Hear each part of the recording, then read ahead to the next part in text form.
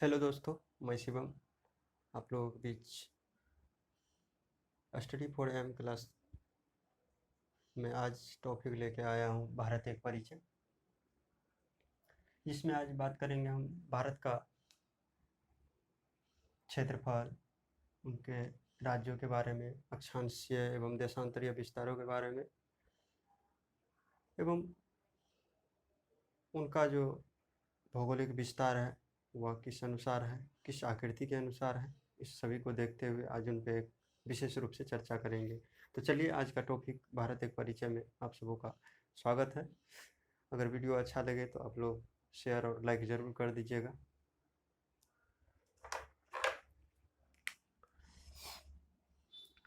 हम सब जानते हैं कि भारत एक उपमहाद्वीप है और भारत के उपमहाद्वीप में भारत के अलावा 4 ही देश हैं, जो कि है पाकिस्तान, नेपाल, भूटान, बांग्लादेश।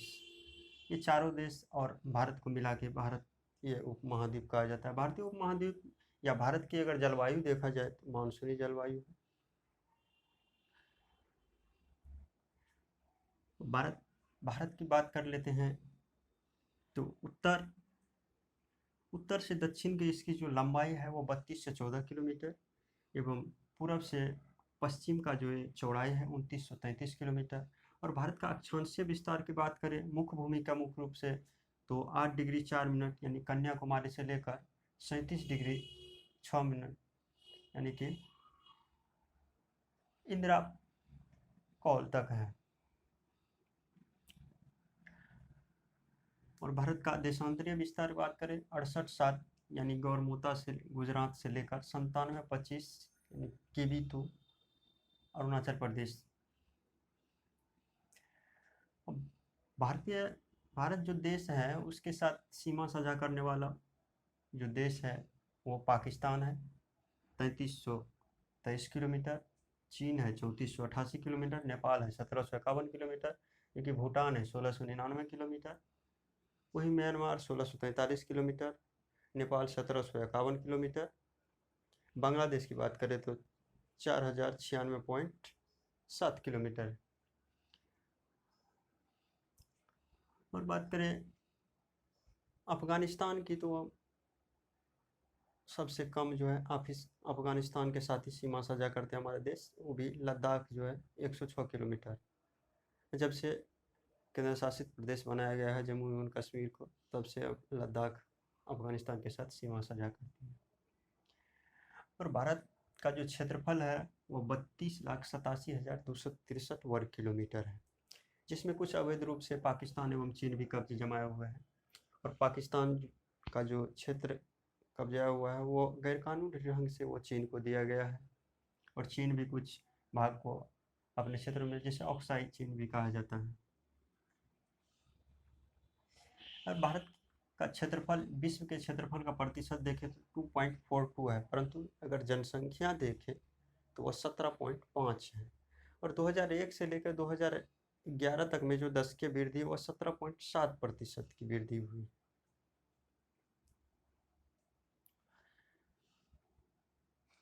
अब बात कर लेते हैं भारत की स्थलीय सीमा। भारत की स्थलीय सीमा जो है 15,200 किलोमीटर है।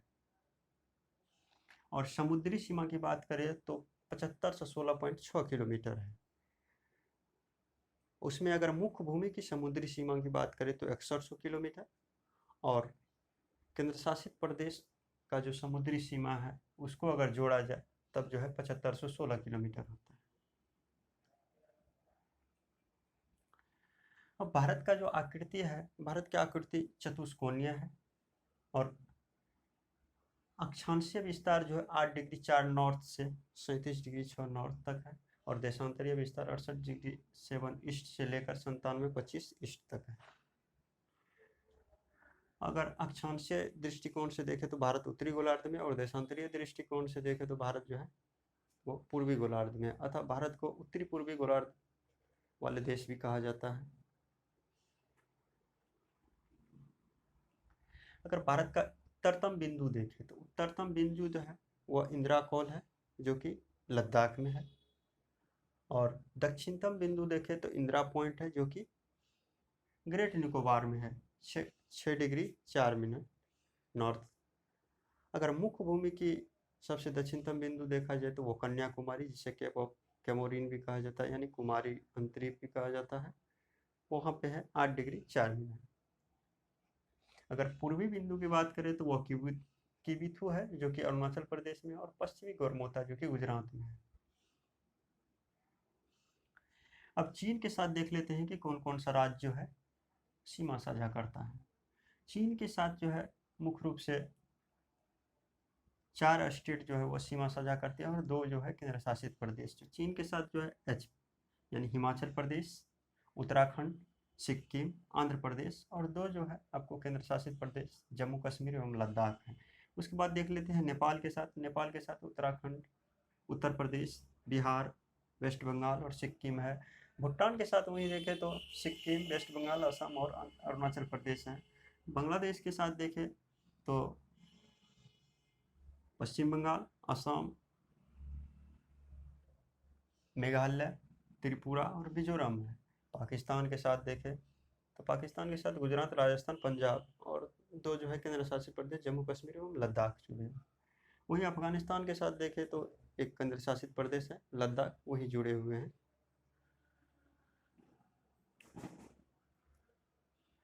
हमारे देश क्षेत्रफल के दृष्टिकोण से देखें तो विश्व का 7वां सबसे बड़ा देश है, और वो इनका स्थान जो है अभी 1 नंबर पे रूस है। क्षेत्रफल के दृष्टिकोण से सबसे 10 देशों की अगर बात की जाए तो 1 नंबर पे रूस है, 2 नंबर पे कनाडा है, 3 नंबर पे अमेरिका यानी यूएसए है, 4 नंबर पे चीन है, 5 नंबर पे ब्राज़ील है, 6 नंबर पे ऑस्ट्रेलिया है, 7 नंबर पे अपनी भारत है, 8 नंबर पे अर्जेंटीना है, 9 नंबर पे कजाकिस्तान है, और 10 नंबर पे अल्जीरिया की बात आती है।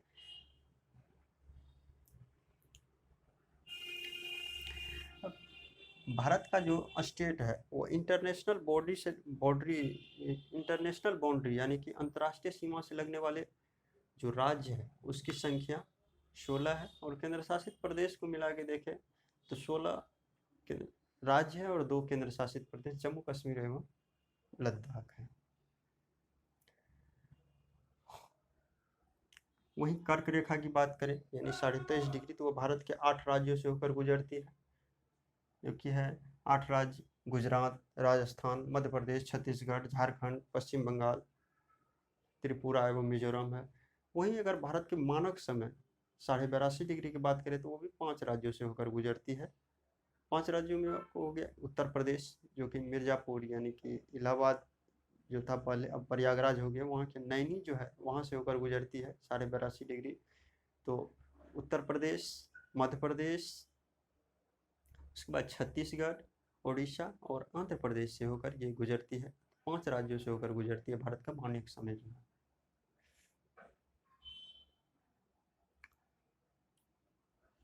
अब बात कर लेते हैं भारत का जो भारत में कुल गाँवों की संख्या 2011 की जनगणना के अनुसार देखी गई है तो वह 6,40,932 के आसपास में आकलन किया गया है। अब बात कर लेते हैं कुछ चैनल है जो कि भारत ग्रेट चैनल जो है वो इंदिरा पॉइंट और इंडोनेशिया को अलग करती है। ग्रेट चैनल इंदिरा पॉइंट और इंडोनेशिया को अलग करती है। ये है ग्रेट चैनल, यहाँ पे है जो कि ग्रेट चैनल इंदिरा पॉइंट और इंडोनेशिया को। 10 डिग्री चैनल की बात करें तो वह जो है लघु अंडमान को कार निकोबार से अलग करती है। वहीं 9 डिग्री की बात करें, 9 डिग्री चैनल का मिनिकॉय और लक्षद्वीप कवारती यानी कि मिनिकॉय और लक्षद्वीप को अलग करती है। 8 डिग्री चैनल की बात करें तो वह मिनिकॉय और मालदीव को अलग करती है। उसके बाद दक्कन जो पैसेज है, दक्कन पैसेज की बात करें तो वह दक्षिणी अंडमान को लघु अंडमान से अलग करती है। उसके बाद कोको चैनल है, कोको चैनल की बात करें तो उत्तरी अंडमान को जो है म्यांमार से अलग करती है। अब बात कर लेते हैं भारत की समुद्री सीमा। समुद्री सीमा देखा जाए, प्रादेशिक समुद्री सीमा जो है भारत की वह 12 नॉटिकल मील है। 1 नॉटिकल मील बराबर हम सब जानते हैं कि 1.85 किलोमीटर होता है, अर्थात अगर 12 नॉटिकल मील है तो उसका 22.20 किलोमीटर, यानी इस पे भारत का पूर्ण अधिकार होता है। यानी कि प्रादेशिक जो सीमा क्षेत्र यानी 12 नॉटिकल मील जो होता है इस पे भारत का पूर्ण अधिकार होता है। अब चलिए उससे आगे जाते हैं तो संलग्न क्षेत्र होता है समुद्र में। संलग्न क्षेत्र जो है वो 24 नॉटिकल मील यानी कि 44.40 किलोमीटर के आसपास में। इसमें भारत को जो है सीमा शुल्क एवं सीमा शुल्क का अधिकार है, वो जो है सीमा शुल्क ले सकते हैं। उसके बाद अनन्य आर्थिक क्षेत्र की ओर जाए तो वो 200 नॉटिकल मील है। इसमें भारत जो है वैज्ञानिक अनुसंधान कार्य, प्राकृतिक दोहन, इस संसाधन ये सब कर सकते हैं। और उसके बाद आता है सागर क्षेत्र, जो कि 200 नॉटिकल यानी 200 नॉटिकल मील के बाद जो आता है ये सागर क्षेत्र। इसमें सभी देशों का समान अधिकार होता है।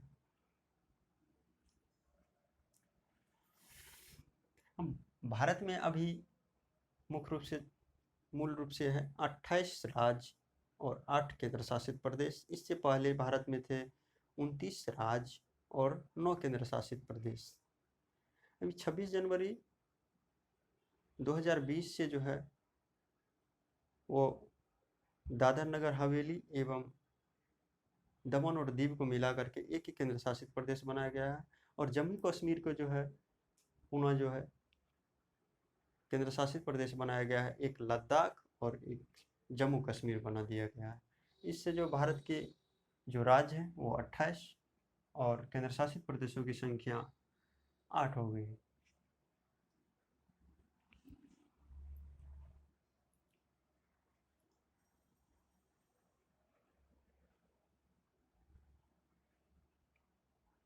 अब भारत का जो भौगोलिक क्षेत्रफल है, भौगोलिक क्षेत्रफल भारत का देखें तो 32,87,263 किलोमीटर जो है उसका आकृति जो है चतुष्कोणीय है। अब बात कर लेते हैं चीन और भारत के बीच जो सीमा का निर्धारण करते हैं वो मैकमोहन लाइन है, जो कि 1914 में जो है मैकमोहन जी के द्वारा दिया गया था। और भारत और पाकिस्तान के बात करें तो वो रेड क्लिफ है, जो कि 15 अगस्त 1947 को जो है किया गया। वहीं अगर बात करें तो बांग्लादेश की साथ भी यही है, सीमा लाइन का ही निर्धारण करते हैं, वो भी रेड क्लिफ ही है। जबकि डूरंड जो है पहले भारत और पाकिस्तान के बीच ही थी, लेकिन अब जो है वो पाकिस्तान और अफगानिस्तान के बीच चली गई है। वहीं यहाँ बात कर लेते हैं त्रिपुरा की, जो कि पश्चिम बंगाल के तीनों ओर से, बांग्लादेश जो है त्रिपुरा को तीनों ओर से घेरा हुआ है। और यहाँ की सीमा रेखा की बात करें तो यह सीमा रेखा जो है शून्य यानी कि शून्य रेखा कहलाती है। अर्थात अगर इनका देखा जाए तो इससे बार बार प्रश्न पूछा जाता है कि त्रिपुरा और बांग्लादेश की सीमा रेखा को क्या कहा जाता है, तो शून्य रेखा कहा जाता है, क्योंकि यह तीनों ओर से बांग्लादेश से घिरा हुआ है।